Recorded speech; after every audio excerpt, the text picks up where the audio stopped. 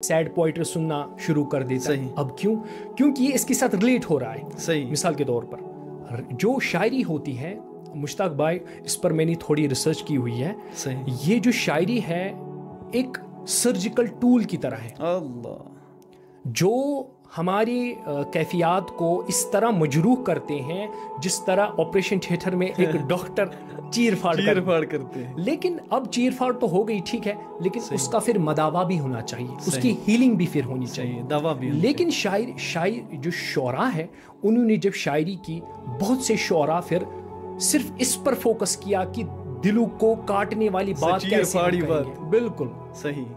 تو جیسے ہم اس پر میں ایک ضروری بات کہنا چاہوں گا کہ جب کوئی شعر ہوتا ہے وہ ہمارے احساسات، ہماری کیفیات کے ساتھ جب ریلیٹ کرتا ہے تو وہ ہمارے دل کو زخمی کر دیتا ہے، ہمارے ذہن کو بھی زخمی کرتا ہے.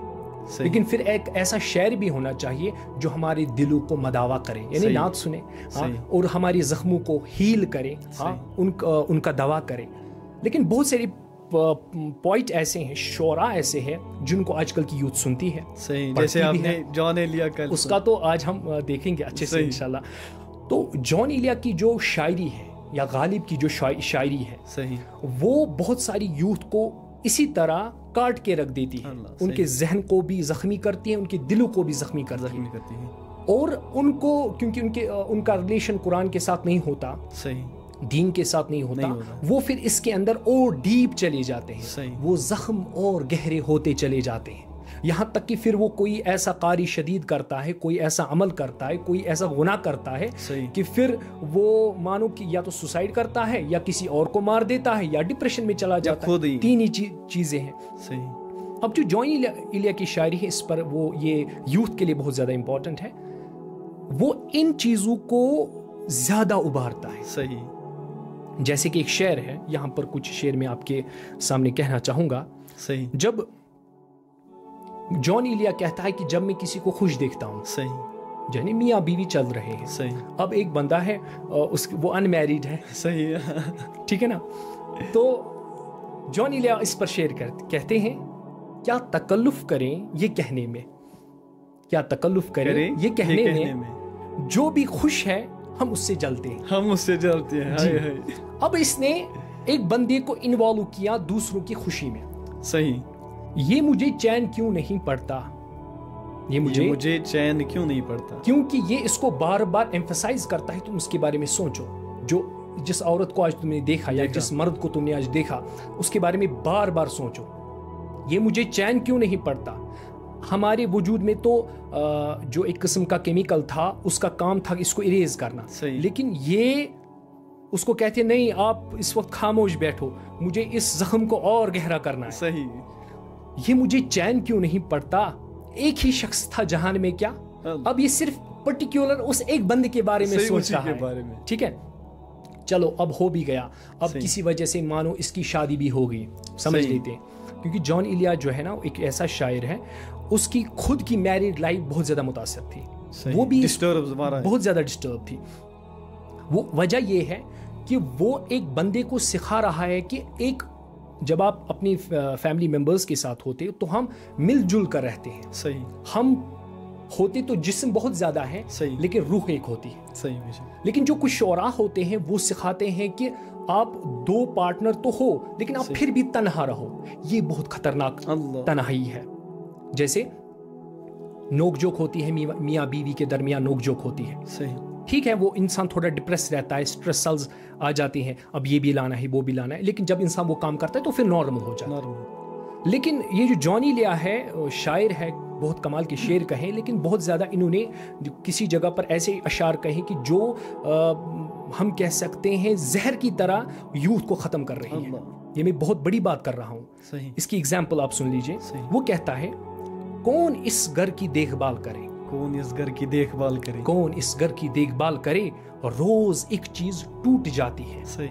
اب دیکھیں میاں بیوی تو آپس میں خوش ہیں لیکن یہ اس کو الگ تنہا کر رہا ہے کہ اب اس گھر کی دیکھ بھال کون کرے، میری بیوی سے تو یہ ہینڈل نہیں ہو رہا ہے، روز ایک چیز ٹوٹ جاتی ہے. اب یہ ظاہری چیز ہو یا باطنی چیز ہو، یہ ٹوٹ جاتی ہے، یہ اس کو تنہا کر دیتی ہے. اب پھر یہ خود اکیلے رہنا سیکھتا ہے. یعنی ڈپریشن کیا ہے اصل میں؟ ہم لوگوں میں ہو کر بھی لوگوں میں نہیں ہوتے. صحیح. تو اس پر بھی ایک اور شعر کہتا ہے میں بھی عجیب ہوں اتنا عجیب ہوں کہ بس. میں بھی عجیب ہوں اتنا عجیب ہوں کہ بس خود کو تباہ کر لیا اور ملال بھی نہیں. اللہ. اب یہ کیسا شعر ہے؟ یہ خود کو تباہ کر رہا ہے لیکن ابھی ہمیں ایمفسائز کر رہا ہے, ابھی ہمیں حوصلہ دے رہا ہے نہیں آپ کو اس سے زیادہ زخمی ہونا ہے. صحیح. آپ کو اور زخمی ہونا ہے. تو یہی میں کہنا چاہتا ہوں کہ یہ جو شعراء ہوتے ہیں, ٹھیک ہے, یہ جو شعراء ہوتے ہیں یہ پہلے انسان کو مجروح کرتے ہیں. صحیح. کاٹ کے رکھ دیتے ہیں. صحیح. لیکن جب یہ کام ہوتا ہے کہ اب یہ مداوا کریں, کچھ شعراء ہوتے جو بہت اچھا مداوا کرتے ہیں, جیسے ایک شاعر ہے ثاقب ہے ان کا نام, وہ لکھتے ہیں مشکل عشق میں لازم ہے تحمل ثاقب. مشکل عشق میں لازم ہے تحمل ثاقب. بات بگڑی ہوئی بنتی نہیں گھبرانے سے. بات بگڑی ہوئی نہیں بنتی گھبرانے سے. یعنی چلو اس نے کچھ اشعار میں کسی کو مجروح کر دیا, وہ کاٹ کے رکھ دیا, لیکن اس شعر سے اس نے لاسٹ میں مداوا بھی کیا, ہیل بھی کیا. لیکن اب جونی لیا زہر کی طرح کیوں ہے؟ اب سنیں, وہ جب مداوا کی بات کرتے ہیں اس میں بھی وہ انسان کو کیا کرتے ہیں؟ حوصلہ شکنی کرتے ہیں.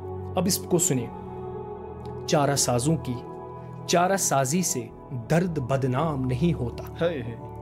مطلب کہ اب آپ کی بیوی, آپ کی جو شریک حیات ہے, ٹھیک ہے, اس نے اب آپ کو سوری کہہ دیا, مجھے غلطی ہو گئی, سوری, مسئلہ ختم. لیکن جون ایلیا اس ناسور کو زندہ رکھ رہا ہے. کہتا ہے کہ چارہ سازوں کی چارہ سازی سے درد بدنام نہیں ہوتا. ہاں دوا دو مگر یہ نہ بتا دو, ہاں دوا دو یہ نہ بتلا دو, مجھ کو آرام نہیں ہوگا. اب آپ یہ سوچیں کہ یہ شاعر ایسا شاعر ہے کہ مداوا کی بات کر رہا ہے اور شفا ہو ہی نہیں رہی.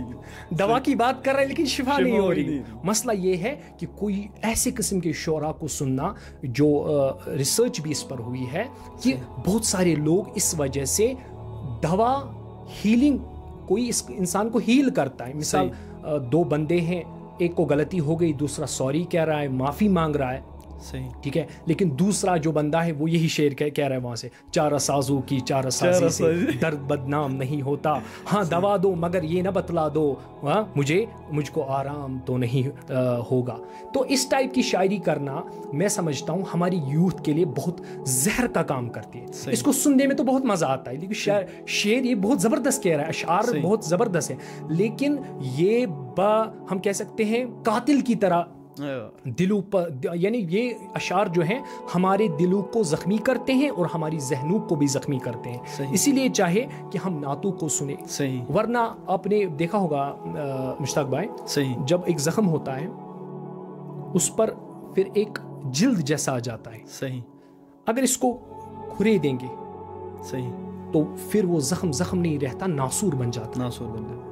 اگر ہماری لائف میں کوئی ایونٹ آ گیا, کوئی مشکل بھی ہے, فَإِنَّ مَعَ الْعُسْرِ يُسْرًا, مشکلات بھی ہے پھر آسانی بھی ہے, لیکن اگر ہم پھر اس مشکلات کے ساتھ ہی رہ گئے, چپک کے رہ گئے, پھر کیا ہے, پھر اس کو کھرے دیتے رہتے ہو, تو پھر کیا, تو پھر وہ ناسور بن جاتا ہے. زیادہ کشنش بالکل.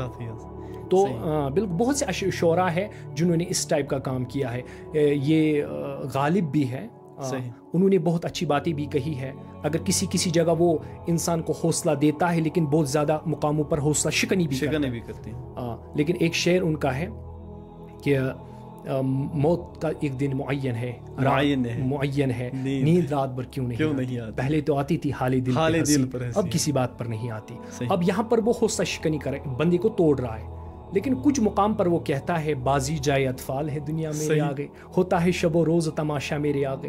ہاں, تو کسی اشعار میں وہ انسان کو حوصلہ بھی دیتا ہے. لیکن یہ مشکل ہوتا ہے, عام لوگوں کے لیے مشکل ہوتا ہے یہ ڈیسائیڈ کرنا کہ ہم کس شعراء کو سنیں. تو میری یہ رائے ہے امام احمد رضا کو سنیں, محدث بریلی رحمہ اللہ. میں اصل میں یہی چیز کہنے والا تھا کہ اصل میں آپ نے یعنی ایک تو یہ بات کی کہ یہ چیر پھاڑ کرنے والے یعنی شعراء ہیں, اب آپ اس کے بعد کی تھی دوا کی بات کی, تو دوا پہ اس پہ بھی آپ نے نیگیٹو ہی کہا تھا کہ یہ سارے جو حوصلہ شکنی کی طرف ہے. تو میں سوچ رہا تھا کہ یار اب دوا کرے کون,